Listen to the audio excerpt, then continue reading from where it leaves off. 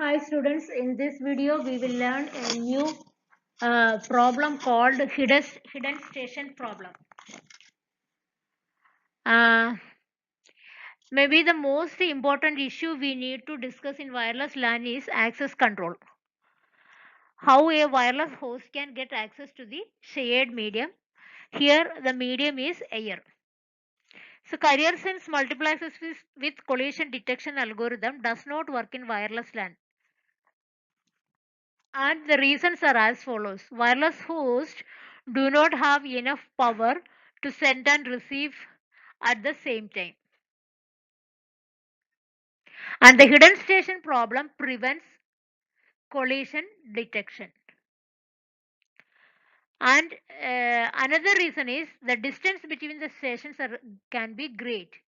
So the signal fading could prevent a station at one end from hearing the collision at other end.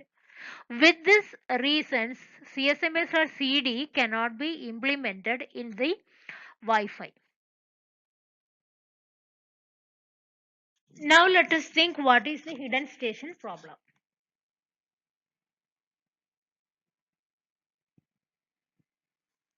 Here we can see that three stations are involved in a communication.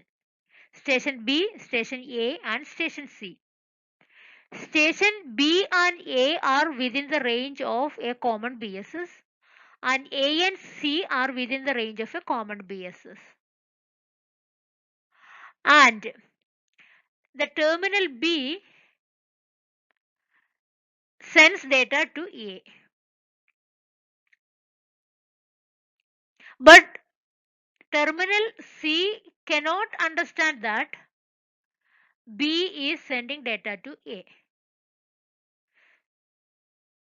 And the same time the terminal C want to send data to A, it doesn't know that A is engaged.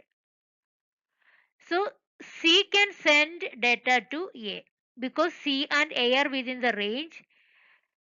B is not in this range and the communication between B and A is unaware to C. So C start transmitting the data and it is failed to sense the channel. So the collision occurs at A.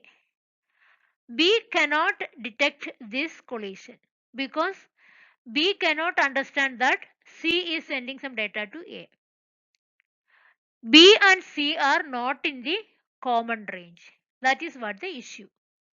So the terminal B is hidden from terminal C and vice versa. So this problem is known as hidden station problem or hidden terminal problem.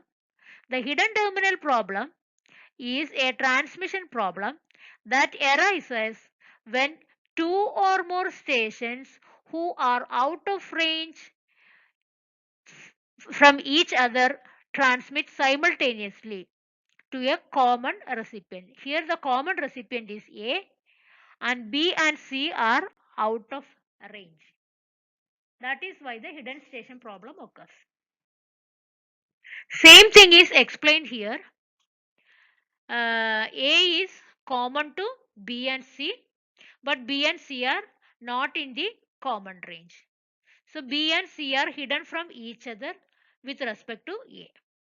So what is the solution is, suppose B start to send some data to A, then it should generate a request to send RTS frame, request to send frame, RTS frame to A. That is whether A is free or not. That is what the question raised by B to A. That time, if it is free, then it can send an information back to B that I am free and you can start transmission. While at the same time, A will generate a CTS signal. CTS stands for clear to send. And clear to send means when the system who generated the RTS receives the CTS, it starts its transmission to A. Not only this CTS is raised to B, it is broadcasted by A. So all the stations within the range of A can receive the CTS because it is broadcasting. So all the stations within the range of A will receive the CTS signal. So C come to know that A is in CTS mode. So since it is in CTS mode, C can understand that A is busy, so it won't generate any signals to A. This transmission won't be raised by C, and this will generate, this will be a solution for the hidden station problem. So RTS and CTS signals together makes a solution for the hidden station problem, and this CTS signals are raised during the period of NAV. So what is NAV is explained again here. Initially, the source who want to send the data generate the RTS signal, and after a while, this is the small interframe space. After a small period of time, the CTS signals are generated by the receiver, and the CTS is broadcasted to every other station in the same BSS. Then the station who generated the request RTS come to understand that it is free, and it starts sending the data. During the period of this data transmission, this NAV bit is set as 1. This is also known as D bit. D bit or NAV bit is set as 1. NAV stands for network allocation vector. And while others see the NAV signal, then it can identify that somebody is using this particular station. So whoever is generating the NAV, that system is busy with some communication. After finishing the data transmission between these two devices, after the transmission between these two devices is end, then it will generate ACK signal. So we studied here in the first slide that there are 3 different control frames: ACK frames, RTS frames, and CTS frames. These are the uses of control frames.